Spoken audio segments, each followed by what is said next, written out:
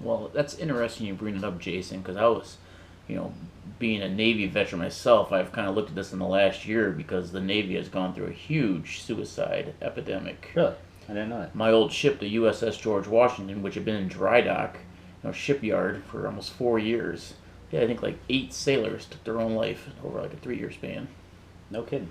Yeah, it might even be more than that. And so, you kind of look at it like, how could somebody who's, not in the combat zone, not somebody who's not dodging bullets, how could they be, getting to the point where they would see that as the only option? If I remember correctly, the Air Force a year or two ago it was having a huge Yeah, issue they're currently serving.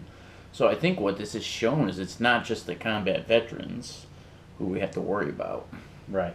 So I, I read a story about like the one kid, he joined the Navy, he wanted to serve his country, ended up getting stationed on the ship and gets stuck in a shipyard.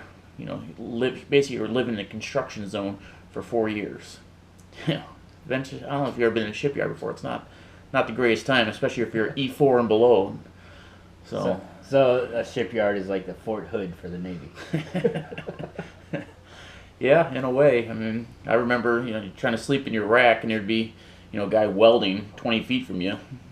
These shipyard workers coming through all times of the night. It's just a miserable experience. Really? So, the fact that, these guys have gone through it for 4 years. I went through it for 8 months. So Really? I can definitely see where they would be on the struggle bus there. So.